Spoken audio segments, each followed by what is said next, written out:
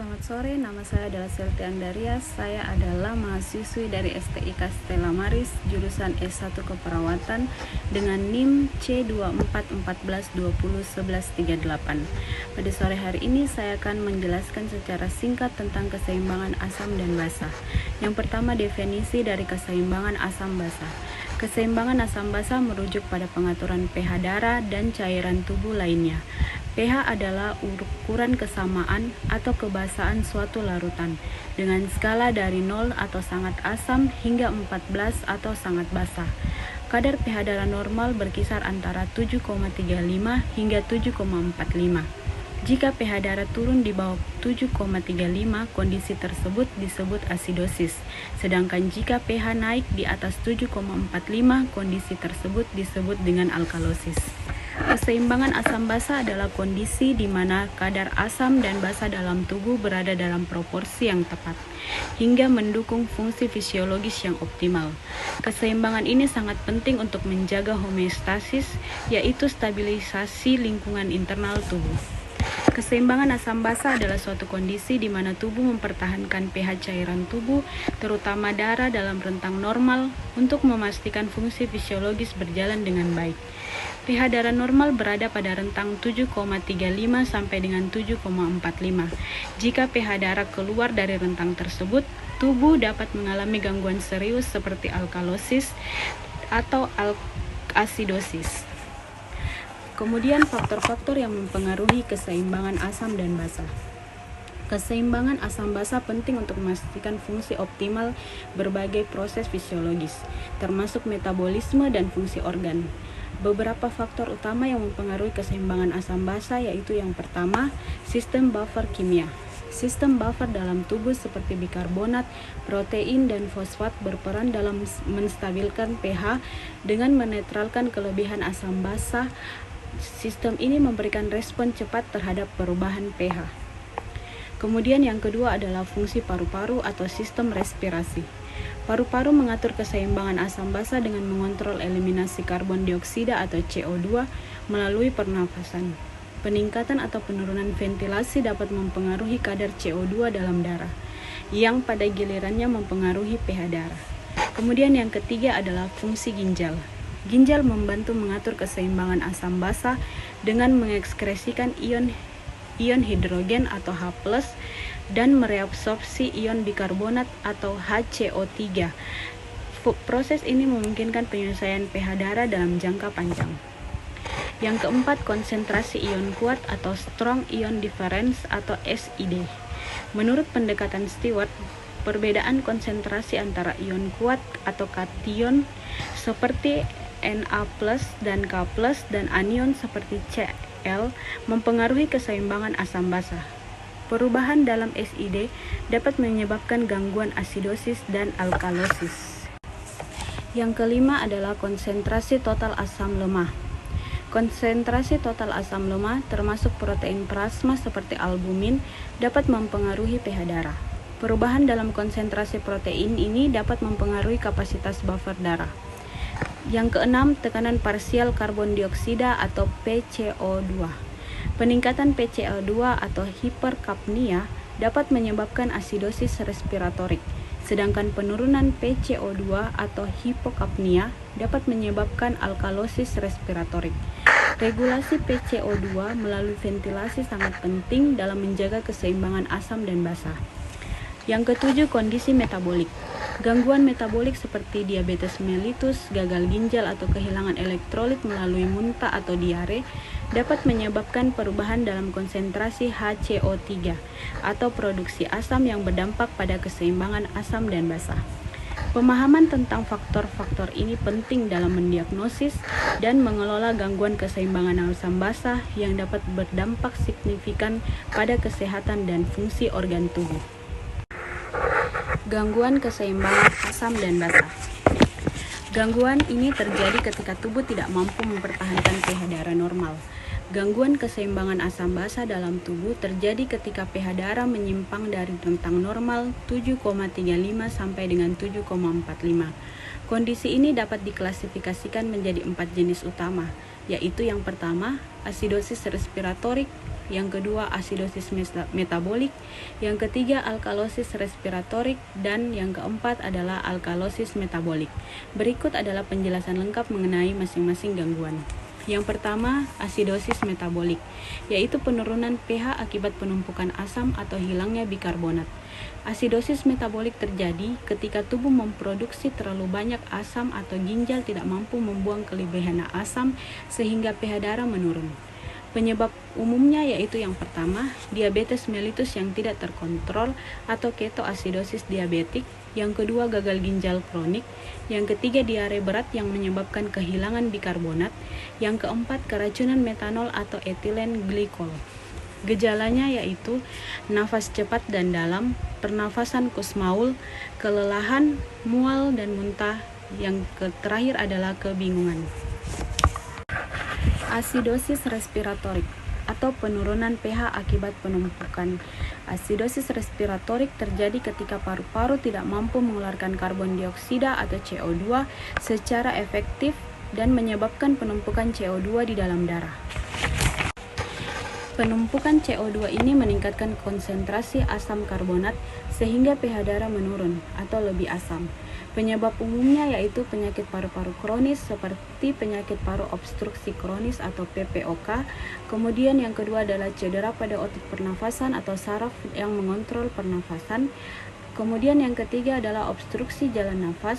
Yang keempat, penggunaan alat obat penenang atau anestesi yang menekan pusat pernafasan. Gejalanya yaitu kebingungan, kelelahan, sesak nafas, dan sakit kepala. Yang ketiga, alkalosis metabolik. Peningkatan pH akibat kehilangan asam atau kelebihan bikarbonat. Alkalosis metabolik terjadi ketika tubuh kehilangan terlalu banyak asam atau kelebihan basa, menyebabkan peningkatan pH darah. Penyebab umumnya yaitu muntah berkepanjangan yang menyebabkan kehilangan asam lambung, penggunaan diuretik yang menyebabkan kehilangan ion kalium, konsumsi antasida berlebihan, gangguan fungsi ginjal, dan gejalanya yaitu kelemahan otot, kram otot, detak jantung tidak teratur, dan kebingungan. Yang keempat adalah alkalosis respiratorik atau peningkatan pH akibat terlalu banyak CO2 yang dikeluarkan melalui pernafasan. Alkalosis respiratorik terjadi ketika kadar CO2 dalam darah terlalu rendah akibat hiperventilasi, sehingga menyebabkan peningkatan pH darah atau lebih basah. Penyebab umumnya yaitu kecemasan atau serangan panik, demam, infeksi yang menyebabkan peningkatan laju pernafasan, ketinggian atau altitude yang tinggi. Gejalanya yaitu pusing, kesemutan di tangan dan kaki, serta kram otot. Penanganan gangguan keseimbangan asam basa bergantung pada penyebab yang mendasarinya. Penting untuk segera berkonsultasi dengan tenaga medis jika mengalami gejala-gejala tersebut untuk mendapatkan diagnosis dan terapi yang tepat. Pemeriksaan diagnostik. Pemeriksaan diagnostik untuk keseimbangan asam basa adalah serangkaian tes yang bertujuan untuk menilai keseimbangan pH tubuh yang penting untuk fungsi normal sel dan organ. Ketidakseimbangan asam basa dapat menyebabkan gangguan serius seperti asidosis atau alkalosis. Berikut adalah penjelasan lengkap mengenai pemeriksaan diagnostik ini. Yang pertama, gas darah arteri atau arterial blood gas. Gas darah arteri adalah pemeriksaan utama untuk mengevaluasi keseimbangan asam basa. Sampel diambil dari arteri, biasanya arteri radialis, brachialis, atau femoralis untuk mengukur pH darah, di mana normalnya 7,35 sampai dengan 7,45. Asidosisnya yaitu pH lebih kecil dari 7,35. Untuk alkalosis, pH lebih besar dari 7,45. pH CO2 atau tekanan parsial karbon dioksida dengan normalnya 35 sampai dengan 45 mmHg. Asidosis respiratorik, di mana kondisi pH CO2 meningkat lebih besar dari 45 mmHg. Alkalosis respiratorik, di mana pH CO2 menurun lebih kecil dari 35 mmHg. HCO3 atau bikarbonat, normalnya 22 sampai 26 mili ekuivalen per liter. Asidosis metabolik, di mana HCO3 menurun lebih kecil dari 22 mili ekuivalen per liter. Alkalosis metabolik di mana HCO3 meningkat lebih besar dari 26 mili ekuivalen per liter. PaO2 atau tekanan parsial oksigen dan SaO2 atau saturasi oksigen untuk menilai oksigenasi. Yang kedua, pemeriksaan elektrolit. Keseimbangan elektrolit mempengaruhi keseimbangan asam basa, terutama yang pertama anion GAP atau Ag, di mana menghitung perbedaan antara kation atau Na+ dan anion atau Cl+ dikurang HCO3. Normal Ag adalah 8-12 mili ekuivalen per liter. Ag meningkat pada asidosis metabolik dengan penyebab seperti ketoasidosis diabetik, uremia atau keracunan, yaitu keracunan metanol, etilen glikol, salisilat. Klorida, peningkatan atau penurunan klorida dapat membantu membedakan jenis gangguan asam basa metabolik. Terus yang terakhir adalah kalium. Gangguan asam basa dapat mempengaruhi kadar kalium atau hipokalemia pada alkalosis dan hiperkalemia pada asidosis. Pemeriksaan urin. Analisis urin memberikan informasi tambahan tentang kompensasi ginjal. pH urin normalnya 4,5 sampai dengan 8. Asidosis metabolik di mana pH urin biasanya lebih rendah dari 5,5 karena peningkatan ekskresi asam. Alkalosis metabolik atau pH urin biasa tinggi karena penurunan ekskresi asam. Net acid excretion atau NAE mengukur ekskresi asam atau bikarbonat. Amonium urin atau NH4+ menilai kemampuan ginjal mengeluarkan amonia sebagai kompensasi asidosis. Pemeriksaan pendukung lainnya yaitu yang pertama, laktat plasma meningkat pada asidosis laktat, misalnya akibat shock, hipoksia atau gangguan metabolik. Kemudian keton bodies diperiksa dalam darah atau urin pada kecurigaan ketoasidosis, misalnya pada diabetes atau kelaparan. Salisilat untuk keracunan yang dapat menyebabkan gangguan asam basa campuran. Osmolitas plasma dan urin berguna dalam mengidentifikasi penyebab tertentu asidosis metabolik, seperti keracunan etilen, glikol, atau metanol. Proses interpretasinya yaitu yang pertama, tentukan pH, identifikasi asidosis dan alkalosis. Yang kedua adalah identifikasi penyebab utama, yaitu respiratorik PaCO2 atau metabolik HCO3-. Evaluasi kompensasi apakah tubuh mencoba mengimbangi gangguan asam dan basa.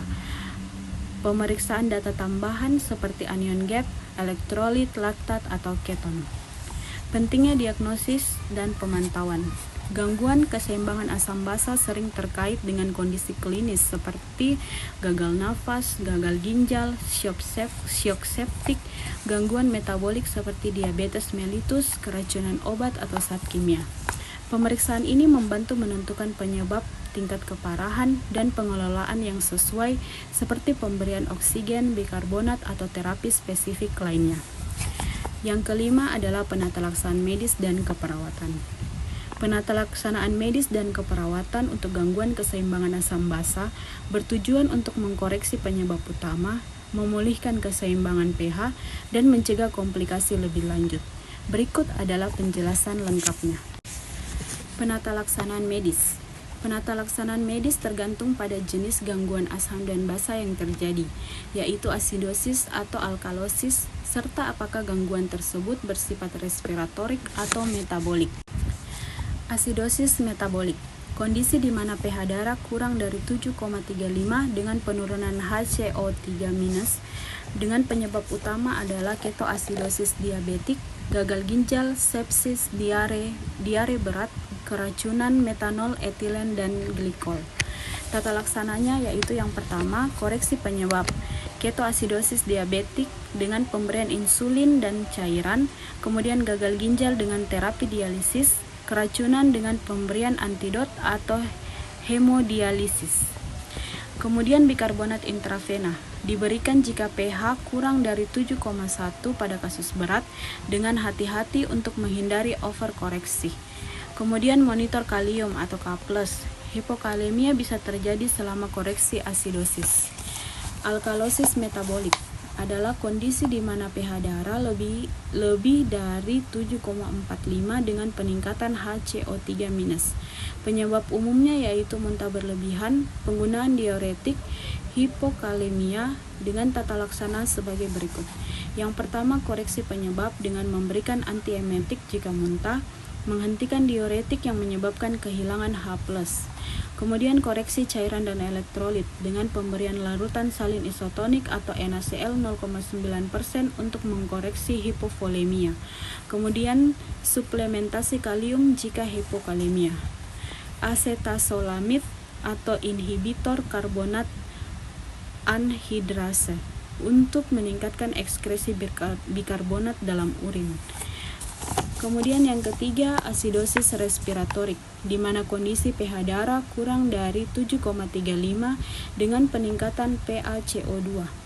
Penyebab umumnya yaitu gagal nafas akut atau kronis, obstruksi jalan nafas, penyakit paru misalnya COPD, asma berat, dan hipoventilasi. Dengan tata laksana sebagai berikut, tingkatkan ventilasi dengan pemberian oksigen jika hipoksia, ventilasi mekanis (invasif, non-invasif atau non-invasif jika diperlukan. Koreksi penyebab yang pertama dengan bronkodilator untuk bronkospasme, antibiotik jika infeksi saluran pernafasan, naloxon untuk depresi nafas akibat opioid. Alkalosis respiratorik, kondisi di mana pH darah lebih dari 7,45 dengan penurunan PaCO2.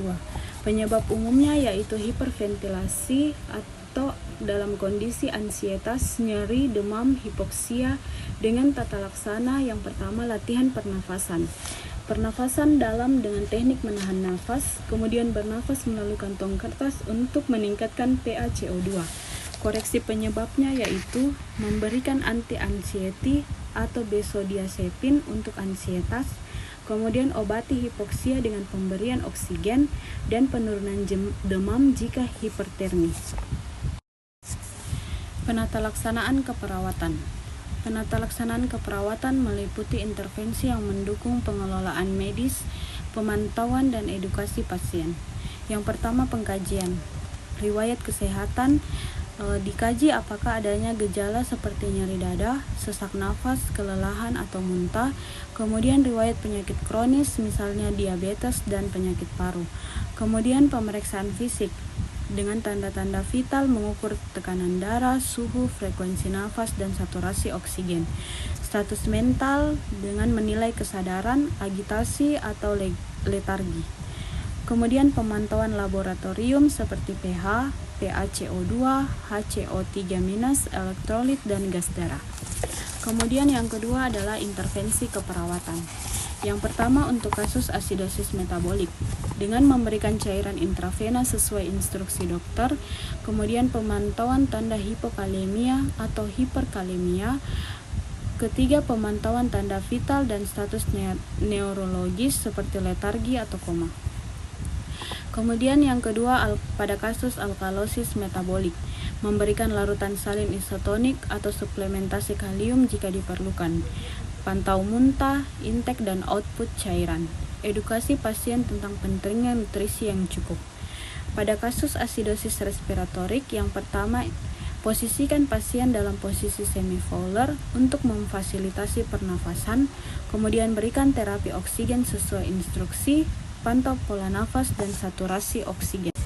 Pada kasus alkalosis respiratorik, yang pertama yaitu latih pasien untuk bernafas perlahan, kemudian berikan dukungan emosional untuk mengurangi ansietas, pantau tanda-tanda hipokalsemia seperti kejang otot atau paresthesia.